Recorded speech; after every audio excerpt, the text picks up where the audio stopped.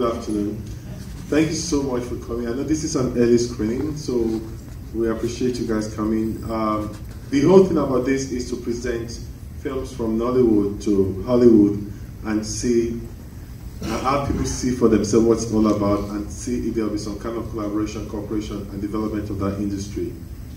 Without wasting too much time, I think we're Kunle. I will invite the filmmaker to give us a context of the screening you're about to see, and we'll jump into it. We'll run it a little bit late already, so thank you so much.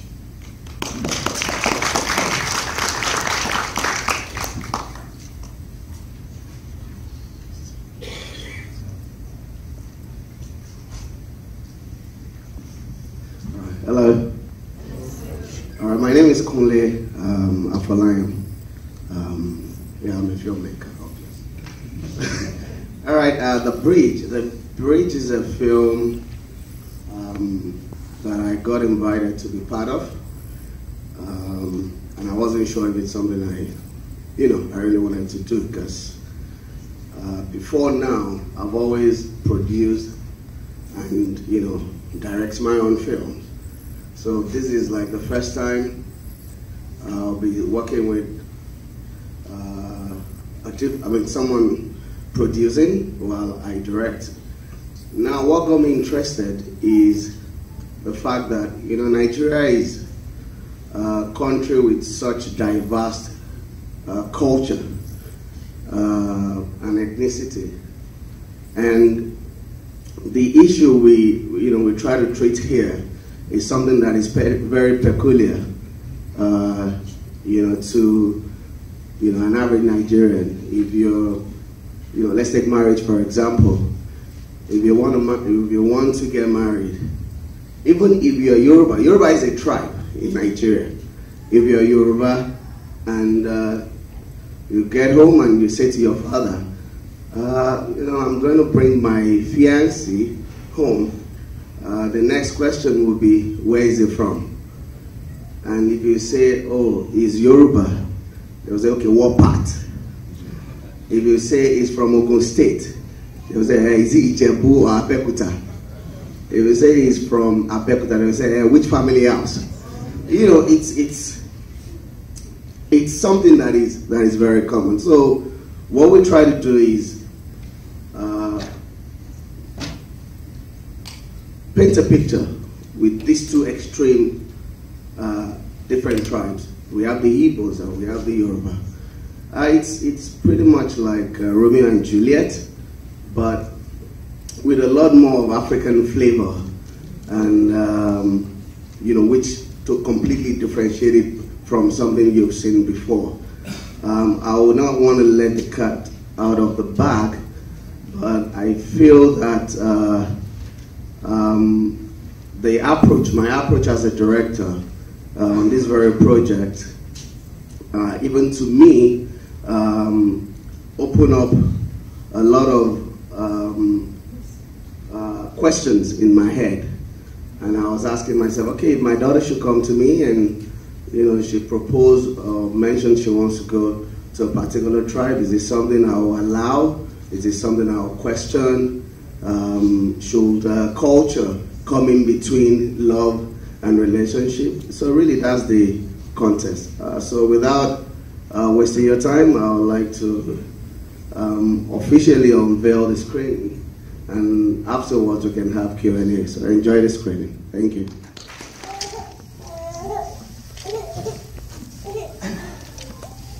Before we get started, I just want to let you know, because of the panel discussion that's coming up at 5, you don't have to recheck in. You can stay as long as you want, stay in the theater in between shows. So it'll be very easy. So, Kunle, you were telling us before the film started about some of the ethnocentrism that goes on between tribes, between regional groups in Nigeria.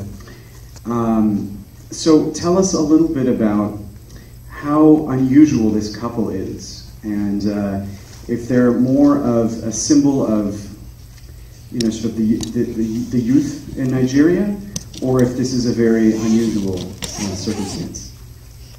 All right, thank you, Alex. Well, firstly, let me say thank you to everybody for coming to see the film. And I would like to establish that this film was shot by an entirely Nigerian crew. And post-production was also done in Nigeria. The only thing we did within Africa, which is the color correction, and it was done in South Africa. But every other thing was done in Nigeria. I just wanted to establish that. Thank you very much. Well, I think it's a very, Nigeria, like I mentioned earlier, is we have more than 200 ethnic groups.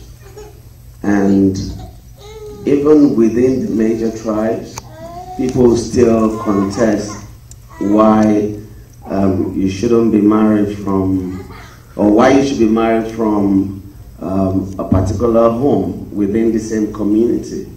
Not to now talk of you getting married from a completely different tribe. I don't think it is something that is only peculiar to Nigeria. I think it is a global thing. But for us, for me, I'm cultural conscious, and a lot of the time, this reflects in the kind of films that I do. Growing up, some of the things that we saw in these films were the things that I personally saw and experienced. Like in my home, I remember my sister, who happened to be our firstborn, mentioned to my father she wanted to marry from a particular state or ethnic group. We're the same tribe, we're both Yoruba, but they are Ijebu or something, and we're from Kwara. And my father would say, look, why not look for somebody from Kwara? And if you ask why, a lot of times they don't have genuine reason to, justify, this. And we did this film so that, we could open up a bit on some of the repercussions, of enforcing, this kind of, especially in this age and time, things have changed. In fact, most times, kids you don't get to see who they're dating until, when they're ready to marry. Whereas in those days, even before you date, you need to, it's a close thing. The guy can't come see you. It has to be parent to parent kind of discussion. And they will go and dig deep into the family of the other guy to be sure, okay, look, is the person an ex-convict? Does he even have a job? Do they have money? All of those things. And there is always repercussion, when you force, the children into, something that is against their wish. This film has quite a few layers of conflict, and one that I wanted to explore was the issue of ritual versus sort of modernity, because obviously there's a lot of ritual in the high priest, and this sort of the contrast that you have between their very modern jobs, doctor and pilot, versus the sort of older notion of tradition and the ways in which problems are solved. And I'm not sure that you totally take sides, because obviously the rituals have an effect, So tell us a little bit about wanting to explore those two issues. Earlier I mentioned culture. The modern world, I realize that there is always conflict between the modern world and the world of our fathers and our forefathers. And recently, there are quite a number of things that are, that happen. And when it comes to resolving issues, even in modern days, let me take medicine, for example. Growing up, we always, if you're sick or you have maybe stomach ulcer and all of that, our parents will always prepare concussion, some sort of concussion, you know, and they give you, and these things will go. It does not change the fact that at times if it's malaria, you go to the hospital, but there are options. Even up till now, there are options. You could take the, you know, the Western medicine, or you settle for the other one, okay? But a lot of highly educated children, especially those who studied abroad, whenever they come back home, most times they would like to demystify, you know, all of these things. And these always bring clashes. It also has to do with, apart from culture, also religion. Of recent, we have some new monarchs, like new kings in Nigeria, for example. And in those days, king will only go to the shrine. You cannot see a king, a traditional king, in church. And you don't see them, you know, doing other religion. You know, they stay true to the traditional religion. But modern days, king, you know, the kings that we have now, of recent, we saw some of them, you know, they go to church to worship, but you see them kneel down. And for me, that is also, that brings, you know, cultural conflict and religion conflict as well, you know. So in treating this, I try to be as open as possible. And most times I don't like to force my opinion, you know, on the audience. But I try to lay all the layers, you know, and I expect that every individual would take what they believe and, you know, what they think is right and how they think certain things should flow or be resolved. But in the case of these two, those are two strong tribes in Nigeria. And this issue is so common among those tribes. There's another tribe, like the northern tribe, they hardly will marry outside of their tribe. It is not so common. But the girls' tribe, they travel a lot. In fact, they are the tribe that travel, you know, the world most. You know, they are traders mostly. So you see them, you know, even in Nigeria, you see them in some localities where you will less, you know, expect. And because just they are traders. But the tradition is so strong, you know, that if we just bring someone, they will need to do the due diligence. And if they're not comfortable, the person will never be welcome into the home. Because obviously we are, you know, we're sympathetic towards the struggles that the couple, you know, encounters. It's also setting up a generational conflict, and I'm curious to know if what we see with them is more a sort of a call to arms about, you know, sort of reevaluating that tradition, or whether it's very much you know, exactly where society is headed, and this just happens to be the tragic outcome of this particular instance. Yeah, well, I'll say yes, but again, what I try to do is which was the quote in the hand, like, should we allow, you know, tradition to, you know, determine, like, our downfall, you know, pretty much. The world is changing, all right, and everything is changing. I remember in those days, if you come to Europe, the churches are always very full, but in these days, everybody watch football. You know, if you go to Europe, for example, you know, most of the churches are empty. So I think the world is changing, and I think people should also change.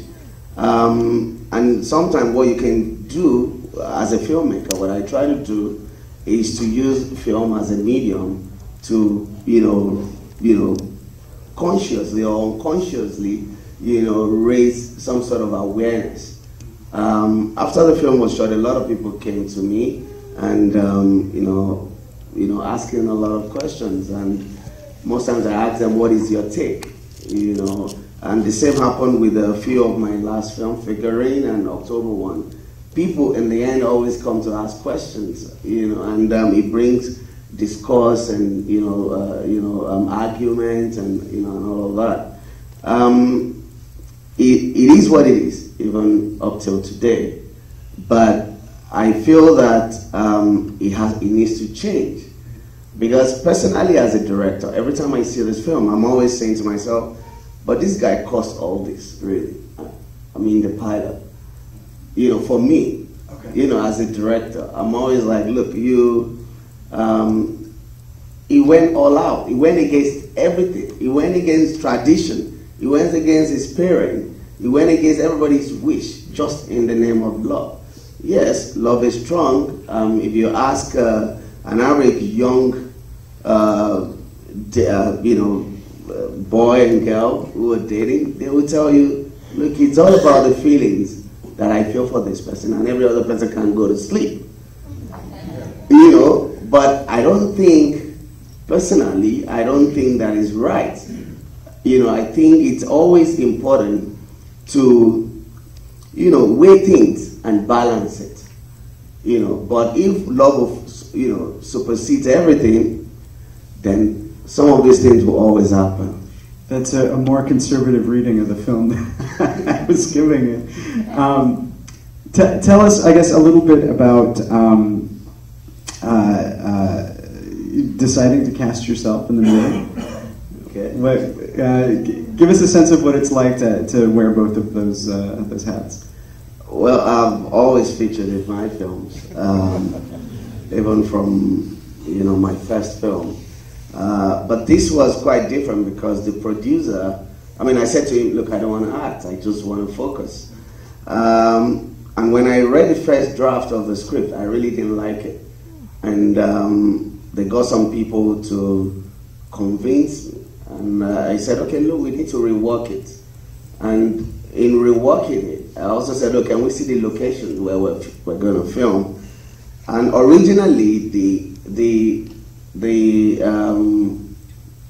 protagonist, the guy, is supposed to be a doctor, just like the girl. And they're supposed to have a friend who is the pilot. All right, but when they took me to this location, which is the aviation school, and I saw that, look, we have all of these facilities, so why should I box this guy and the girl into some medical room, where you don't get to use and see these beautiful images, in the aviation school. And I decided to change the character. And I said, look, let's make this guy and his friend, put them in the aviation school and put the girl somewhere completely different. And the producer has always been saying, look, Kunle, I need your face in this film. I want you to act, you can bring a crowd. And I said, no. But when I got that location and I realized that, look, we're going to have to fly the plane, I'm like, okay, good, why not? Let's give it a shot. And these are some of the decisions that in Nigeria you need to improvise because nothing is cast in stone, For a lot of times, you're not even sure if you're having the entire budget. You just have a few money, you have the story and the idea, and you're going on set. And the film is not complete until it is complete, because it's a struggle. But somehow we've always made it happen. And, but I agreed to be part of it because it's something I'm used to. I've done, I think, about 7 feature films, and I think I featured in about 5 of them. But I'll only do that if I see myself in the film. Yeah. Well, so that's an example of an occasion in which a decision that you made actually made the film more cinematic. It sort of opens it up. There's, something visual. Yeah. Tell us a little bit about other changes that you made along the way for any number of reasons, including what you were saying about having to improvise from the script to what you actually shot. Okay, when I got the first draft of the script, it was so ambitious. And I said to the guy, I said, look, you can't shoot this film with, even $10 million. $10 million in Nigeria is, if you see $1 million to shoot a film in Nigeria, then you are a superman. You know, so when he brought this thing and I read it, I'm like, $10 million won't even shoot this film. You know, so, you know, let's look at it. Then I got another writer. And I'm like, okay, for me, I don't think we should open it this much. And I think we should concentrate more on, are we dealing with cultural conflict, or are we dealing with religion conflict? Because all of these were all, you know, interwoven, and it was just a bit, you know, bits and pieces everywhere. So I decided, and I also did the casting for the film. The lady who played the doctor, her name is Chidima. She's a very big star. She's a musician. This is her first feature film, and she's a very big star in Nigeria. And during casting, I was looking for the real tribes, you know, actors from those specific tribes to play the role. I wasn't looking for, okay, amazing actors, but who could also maybe learn, you know, to be from those tribes. Of course, for originality, you know, and all of that. And initially, the producer wanted us to use certain people, and I said, look, for me, I laid down, you know, quite a number of options. You know, we both went through it, and in the end, you know, he gave me free hand, you know, to be in charge of creative, you know, and all of that. Now, the end bit, we weren't sure how to end it, because the script, the original script says they just died. The two of them, the film is going to end that they're dead. And most of the films I've done, people are always dying. And people always complain, you know, saying that how come people just die in this film? You know, I said, okay, can we give them happiness after, you know, death? You know, so that it's not completely, you know, horror. You know, give people hope, some hope. Because most times people will say, look, you're so, how come you don't even, you know, you just make us cry all the time. So I decided, okay, for those who believe in life after death, this is for you, you know. Let's put them in a nice, you know, let's continue, let them continue the love, you know, while these people just cry and, you know, wallow in sorrow. So that was also my, because I just don't think it would be nice for them to just die and die, you know. So that was another change I made to the film. Your father was a famous director as well. What did you learn from him about storytelling that you use?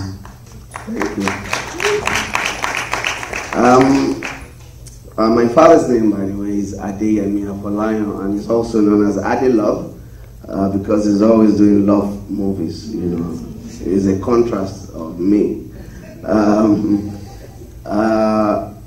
But he passed 22 years ago. And what did I learn from him?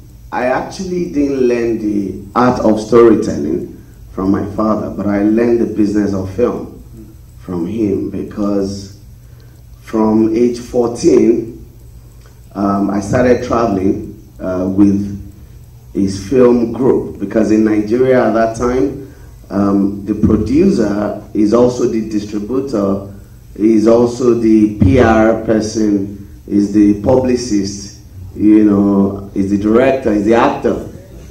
And they will make these films, and they have group, because most of them moved from traveling theater to traveling cinema.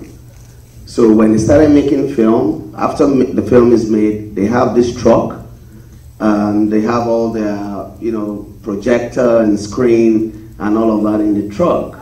And they move from one city, one village, you know, to another. And from age 14, usually I follow them, you know, to some of these places. And when we get there, you know, I help in putting the amplifier and the speaker on the car. I put a poster on the bus. I go around the city and, you know, make noise and tell people, come and see a movie tonight. And in the evening, when it's time to run, I also learned to run the 16mm projector. So it was like you know, few men squad, kind of squad. And growing up, you know, I think I figure out this is, I mean, I'm meant to do this. I think when I was 18, when someone invited me to come and, I think he was trying to show Macbeth in a secondary school, and they got disappointed because the projectionist won't show up. And they remember that we've done something together before, and they came to call me, and they're like, "Oh, we're stuck. Can you help figure this out?" And you know, I ran the projector, and we showed the film, and I got paid, you know, some money. And at that time, I'm like, okay, maybe this man was, because then, honestly, I'm sorry to say, I hated my father because he was imposing everything on me. In fact, we're 25 children from my father, you know. He was a busy man. And, you know, and somehow, I'm one of the few, you know, that is usually sent on this errand. In fact, I think it was majorly just me, and I'm always asking, why me, you know? And when you come back, he's not going to say thank you. He will just say, okay, where's the money? Okay, I'll pay your school fees. Okay, all right, bye. And that's it. But I learned a whole lot, because at that time, for them, it was all about passion. It was not about money. I saw most of his files and his record, you know, after he passed, and I saw that he owed bank all through. He was taking loan from bank to fund his films, which is the same thing I'm doing now. It's sad, but that is what it is. And a filmmaker will only take that risk of taking loan from bank to fund film because he just want to tell story, and I just want to keep telling stories. I don't want anything to stop me. I don't want to wait, you know, for grants or anything. If I have an idea about a story, you know, I just want to, you know, want the world to see the films. You know, so, and with this same process, we've been able to at least do enough, and part of that enough is why I'm right on this stage today. So I learned resilience. I learned that, look, if you're a filmmaker, your life will if you're a true filmmaker, your life will be so tied to that, and it will be difficult for you to have another, you know, another kind of life. And till he died at the age of 56, you know, and he had stroke, and I think it was because he was owing so much. And he couldn't pay, you know. So, but I won't owe so much. I'll pay, and I'll be a rich filmmaker, you know. And yeah. We're going to talk about sort of the business of Nollywood a little bit more in depth during the panel discussion. But do you see changes in the economics of this industry that will perhaps move filmmakers away from personal debt and into a more sort of industry-run financing? Well, absolutely, and I think one of the reasons is because now we're beginning to have a lot of cinemas in Nigeria for the benefit of those who really don't, you know, have an idea of deep understanding of Nigeria's cinema system. In the 80s, we used to have a lot of cinemas, but at some point, the economic change, inflation setting, and all the cinemas were turned to churches because people just wanted to pray, you know, and pray for bad economy to go, but it's still the same thing. And we've been praying since then, but it's okay, you know. But now we have a lot of investors, and from one multiplex, now we have 30-something multiplexes, you know, within just a few years. And presently, there are quite a number of people, you know, also, you know, building. Besides that, Netflix also showed interest in Nigeria, and since 2016, they've been acquiring film. My film, October 1, was the first film that Netflix picked, and I think it just came out of, because there are 2 years, 10 on lapse. So the film is out of Netflix now, but it was there. And it was direct negotiation, because in Nigeria, most of the distributors we have focus more on the theatrical release. So even with our generation, a lot of times I do my negotiations and publicity and most of those things myself. Well, I think that should change, and of course, a lot of people are now showing interest. They come to you and they pitch to take your films to a lot of distribution companies and all of that. Some of us go to. I attend festivals a lot, and I know quite a number of filmmakers. Steve Gukas is there. We all attend festivals, and when you go to these festivals, especially big ones, and you're talking to the distribution company yourself, I think you appear more like a joke, because you're from Africa, and the first thing they ask you is who is in the film, and you say, "Oh, Kunle Afolayan." So who's that? And but now with the Netflix thing, with the iTunes thing, with the old story is beginning to change.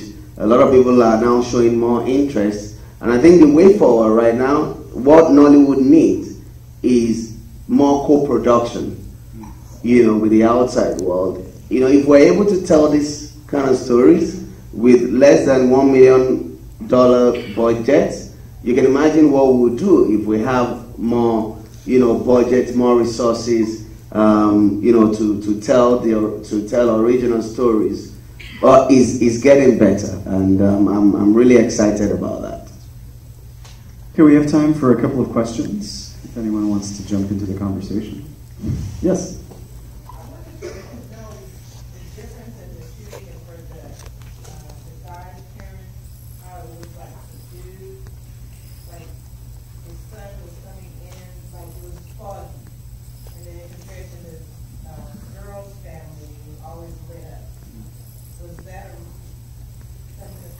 So she's asking about the contrast between the ways in which the two families were represented in the son's family. It's there's that sort of light coming in through versus the well illuminated.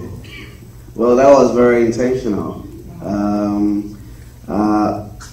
When we did test shoots, and also that's all location shoot, not studio, and if you're in Nigeria, mostly we do location shoots. And with location, sometimes, when you read the script as a director, of course you have an idea in your head, how you want it lit, how you want your sound, even up to post-production. But when you get to location, and for some of these locations, you need to beg people to use their home, and all of that. And sometimes you have constraints. And some of those constraints you can turn to your advantage if you are a creative mind. So, as a director in Nigeria, the spontaneity is, I think, the key word. And I decided that the girl's family, their world, starts on a very happy celebration mood, and their home was bright and all of that. The other family, the guy's family, is royal, all right, and that is the kind of texture when you go to palaces in Nigeria, especially those ones in the west, in the southwest. That's the kind of feel you see. And I also wanted to use ray of light, to also complement that palace and the entire house. So every time you see their dining, the palace, the room, there is always, that ray of light coming in. Anyone else? Yes? What would you say that to have somebody marry outside their tribe is something that happens, 5% of the time, or maybe now, 20, 30%, it's not that taboo?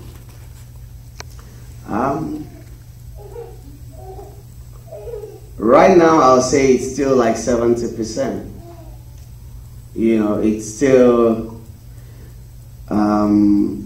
if my child should bring someone to me too, I'll ask questions. You know, I won't outrightly say don't go there, but I want to know why there. You know, I mean, a few of these things, because one, language, you know, it's a very major thing. English is our official language in Nigeria, all right, which is why we also use that medium, you know, to, every time I have people who don't speak the same language, most times I have them speaking in English. But if they are same tribe, you know, a lot of times they speak more of their native, you know, language. And in this age and time, you have a Yoruba husband, Igbo wife, and when they bear children, most times their children only learn to speak English, because even the husband and wife could only communicate in English. And to a large extent, this is sort of erasing the cultural value of who we are and all of that. So I'm not saying it's bad to do of course, why not? But I'm just saying we should always have a way to balance it. Yeah. Okay, I think we actually need to take a break. I'm thinking that, okay, we can do one more question, and then we'll take a break and get ready for the panel. Yes? Yeah. Good job. Thank you. Thank you so much. I'm just going to compliment what you say. My name is Michael Akishaye, and my wife is Afolayan Akishaye. Yes. That's a typical example. That's a good example. He's Yoruba, the wife is Igbo. And my wife is Igbo. And of course, in naming the children, we have to like balance the two together. My son is David Chukwuemeka, and this one is as a name. So we have to. We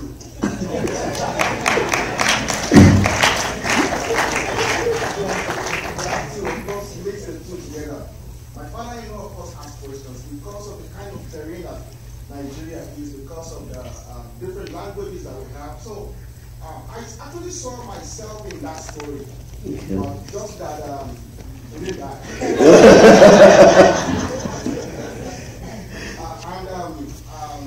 Over time, it's changing, no doubt about it, because I mean, Western education is actually changing quite a lot of things in Nigeria. I want to ask you, sir, that when is Nollywood, for instance, going to be in stock exchange, so that we can have more investors in the public to actually invest in film industry, so that you don't have to be constrained with getting loans. I know TLC from banks give us, you know, they will give you something pretty cheap, and afterwards they increase the interest rate. So what are you guys doing in Nollywood to ensure that Nollywood is in stock market? So I mean, people like us can actually invest, because we know the timing. I mean, it's really moving. So what can you say about that? Thank you very much. I think truly in the past 2-3 years, there has been a lot of interest from the corporate world, from the government, you know, and all of that. The industry has always been driven by the people, the practitioners, the filmmakers, you know. But of recent, I think the government and the corporate world are beginning to see the value, you know, in this industry. And you know, there's a bank called Bank of Industry. And Bank of Industry 2 years ago set up a special fund. It's loan, but it's at very low interest compared to what you get from commercial bank. And they will also help you facilitate some other things aside giving you just the money. And this is, and I think this is like a step in the right direction. I took the loan, you know, to make one of my, you know, films, The CEO, and even though up till now I'm still trying to pay up because it's been tough. But that is where I feel collaboration, co-production, you know, who he is. Because once you have distribution, and look, I would like to say that this film is open for distribution. If you are a distributor here, all the rights are available. You know, just I have my card. You know, we can just talk right after. So, you know, if we have if distribution is locked, piracy hits a lot into, you know, the industry in Nigeria. But look, a lot of film gets pirated all over the world.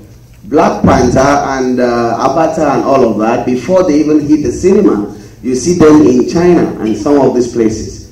But at the end of the day, they will still record profits and good figures, because even before the film was shot, it's been pre-sold.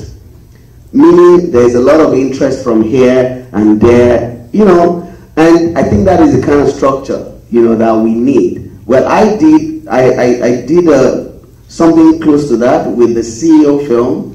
There is a big production platform in South Africa called Mnet, and Mnet, of course, they also have the same platform in Nigeria. And they bought October 1, you know, and they asked, what are you doing next? And I told them I'm making another film. And they said, okay, send us something. And I sent them this treatment. I sent them a budget and all of that. And they said, okay, we're interested. We're going to pre-buy the television rights to the film even before it got made. And at the end of the day, I used the money they gave me, you know, to pre-buy, you know, as part of the budget, you know, to making the film, you know. But stock exchange in Nigeria, I don't understand how it works. So, but I think it's work in progress. So if you know somebody, my brother, so if you know somebody in stock exchange, I would love to meet them, and we can you know, continue this conversation. But I would just like to quickly say that after this film has been made, just last month, one of my brothers, like I said, we're many, you know, we're like 25. So I have a lot of half brothers and sisters. So one of my half brothers came to me and he said, Kunle, I'm going to the East tomorrow. And I said, what's happening? And he said, well, your brother, Wale, wants to marry someone from there. And the father says no. And I'm like, is this a film or something? And he said no, that, you know, but that some of the relatives of the girl told him that if he comes and they're able to persuade the father, that maybe the father could agree. And I said to him, tell him not to go. I said, tell him to either slow down or look somewhere else, because I'm a realist. And he said, you know, no, let's even support him. And I said, okay. And he said, okay, I'm talking to you because I need some money, you know, because we need to fly. And I said, you're going to waste this money, but it's okay. And I did, and they went. And when he got back, I said, what is it? And he said, the father said he would rather die. It is real, you know?